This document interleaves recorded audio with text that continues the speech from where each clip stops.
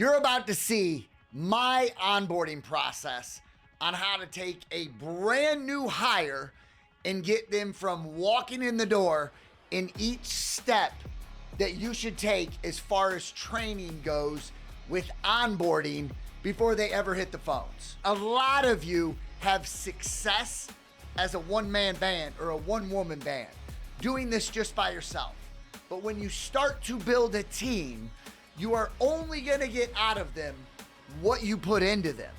So the way you onboard them, one, you wanna make sure it's not done too prematurely and that they're set up for success, because they will now be dictating your return on your marketing dollars. Watch how you onboard somebody properly. With a good sales process, I believe I can take somebody that has a good attitude and wants something out of life. I can coach them to do good in sales. I really do. I believe I can take your average person, implement them into like my sales process, and they can get results. I think it's the process. You have to have a good process. But once we hire somebody, I sit down and I set very clear expectations about how this is gonna go. I'm gonna tell them, I'm the one that came up with these KPIs, and I am a firm believer, I'll take even one step back. It's gonna be really hard for you to build someone, coach somebody to be the best if you haven't done it yourself. I think it's really freaking hard to do that. So if you haven't been in the seat, and I encourage everybody to be in the seat that you're getting ready to coach for. That's why even after building a massive company and almost exiting it for crazy money, I literally I had to humble myself and sit back in a seat I never thought I would sit back in. And it was literally me and a headset. But now I knew exactly what they were gonna go through. I knew the data. I forgot the grind that it was sitting in one of those seats.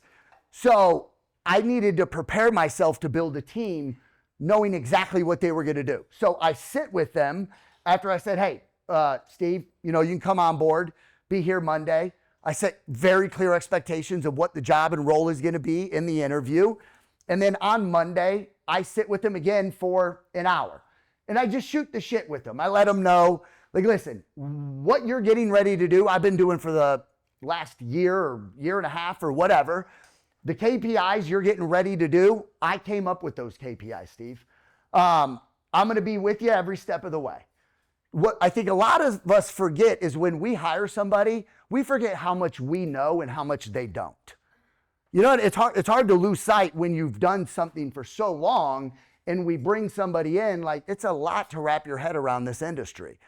So I let them know the non-negotiables, the expectations. I know anybody, and I let Steve know this. I'm like, Steve, I know we're on a honeymoon right now. In the next 90 days, you're gonna bring the best version of yourself. They're gonna wear their best clothes. They're gonna show up at a time they usually don't show up on. But I let him know I'm watching all of this. Day one of our relationship. But what I also do is I set the standard for Steve. I will make sure he'll never beat me to the office. And I have been doing this for 15 years in my career. Up until the last 3-4 weeks when I just started working out in the gym, nobody beat me to my office. For 15 years of being an entrepreneur. And here's the reason why. I remember when I worked for a guy. The first call center I ever worked in, I used to show up with the lunchbox and I was the first one there and I had to wait for them to open the door. And I was like, you know what? If I ever, me and Shyla, my wife, went to go build our first company, I'm grateful for that opportunity, but I said, you know what? There's so much that I didn't like about that company I work for that I won't do in my company. So when Steve shows up on day one, if you have an office, dude, my lights are gonna be on, my music's gonna be going, I'm already gonna be there, the energy's gonna be there for Steve to come in, because dude, he's betting on me. Like, he is betting on me to give him a better future. And I think some of us forget, like, everyone in here is a coach when you decide to hire somebody. People think when you hire somebody, you get to lay off the gas. No, you got to go fucking 3 times harder. Because I now have this guy counting on me that he came to me and he's going to win. Like, you actually signed up for longer days, more stress, all of that when you hire a team. Eventually, over time, hopefully you train them, you build them, you coach them, and they believe in you enough to where you don't have to do the day-to-day grind with them every single day. Okay, so Steve comes into the office, and what I'm going to do is I'm going to say, hey, watch the training. Does everyone here at least have training for your team to watch? Sales training, all that? Cool. We usually do about 3 days of training before they ever hit a phone. What are they watching? They're watching the value of a lead first, before anything. Well, at first it's goal setting, and then it's the mindset, then it's value of a lead, and then it's sales process, and then it's negotiating, all that, right? And then we teach them, and we'll have them write down every time they watch a module, and then we'll sit with them after they watch that module, and they'll see what they wrote down, because what is written is retained. And we want to make sure they're just not sitting there and they're actually writing the stuff down. So after they go, that takes about 3 days for them to go through all that training. And then we'll do CRM training. And then we'll do recording training. They actually listen to me on live calls. And then we will, after that, we'll do script training to make sure he understands the script. After all of that, that takes about a week to train Steve. And then what I'm going to do is I'm going to have Steve sit right next to me, because at this point, if you're hiring, or maybe your top closer, and let him shadow the closer for another 2-3 days. So you're like a week and a half in before Steve ever hits the phones. And then after all of that, all right, there's only so much Steve can learn. Now let's put Steve on leads. So in our office, a new closer doesn't get to hit a lead newer than 30 days. And the expectation of a closer in our office is they have to get a minimum of 3 to 5 contracts within their first 30 days. Everyone on our team has gotten that on old data. And what am I looking for in that first 30 days? Are they going to come in? Are they going to dial? What time are they showing up? Like, I'm looking at everything. Once we let someone get on the phones, that first day, I paid no mind to them. I know they're nervous. They now have a script. As soon as someone says hello, everything they fucking just went over goes out the window. You know what I mean? I know that day one. So I'm just going to let them be for an entire day. And I let them know that, listen, man, I know you got to get the barbels out your mouth. You're going to, now you got to hear the script. You're going to get hit with some objections and rebuttals and all that stuff. So I said, what we'll do is don't even worry about me today. I'm not going to pay any mind to you. And then the next morning, I'm going to pull Steve's recordings and I'm going to do a calibration call with them immediately. And why? The only thing that I'm looking for is, did he follow the script? That's the only thing.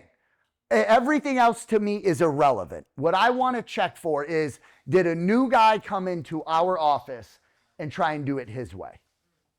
That's the only thing I'm looking for on day 2, okay? On day 1, anybody that's ever made it, their calls and talk time is through the roof. It's through the roof. They usually smoke everybody on the floor because they're trying to impress you, right? But we've set the standard that 3.5 hours of talk time is the minimum. They know that day 1, and I can show data. Like if Tony were here and I would have him pull the phone up, our CRM, our calls, or call logs, I guarantee Alex yesterday in our office had between 4.5 and 5 hours of talk time. Guaranteed. Guaranteed. He's a machine. So again, I would sit with Steve. I'd do a calibration call with him. I'd let him know, hey, this is where you did really good. This is where we could use some improvement. But I'm always going to build them up, right? I'm going to build them up. I put Steve back on the phones. Same thing, day 2, let him rip. The next day we come in, calibration call. And dude, you do that as long as you have to. And what I'm also going to do with Steve, is all I really need him to do is get a deal kind of to the finish line. And then, hey, bud, I got your back. You can get them all the way to an offer. All I need you to do is raise your hand. Let me come in and help you out with that deal. Because I want to show him I got your back, right? Because more than likely, if you're just getting started, you're probably sitting in the seat right next to Steve or not far from Steve. You know what I mean? But setting the standard in the very beginning is going to be crucial. I was doing a call recording training this morning, and the call started off. Let me ask y'all a question in here. If you were on the phone, it bring, hello, and you get a call and they're like, hey, you get into your intro. My name's Eric, ABC Home Buyers, blah, blah, blah, blah, blah. We may be interested in possibly purchasing your home. And then, you know, you have them take your information down, write your number down. You get into your fact find and someone says, you know, you're like, roughly how much would you possibly like to get for the property?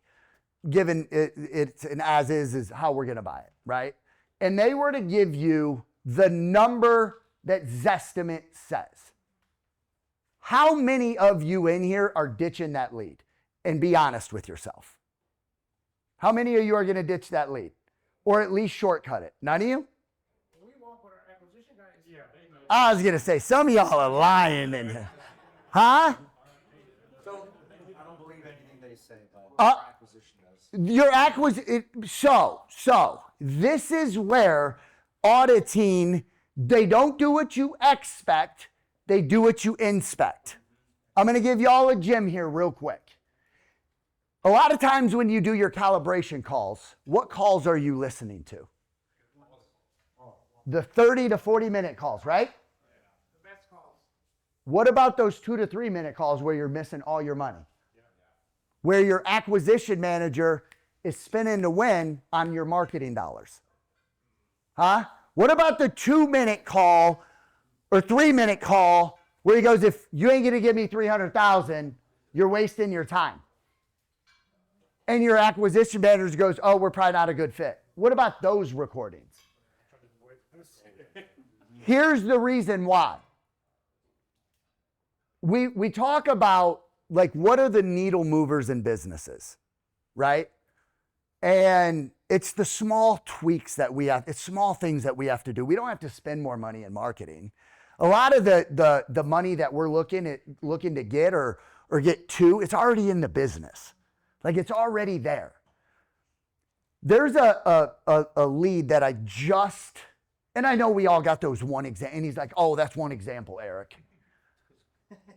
But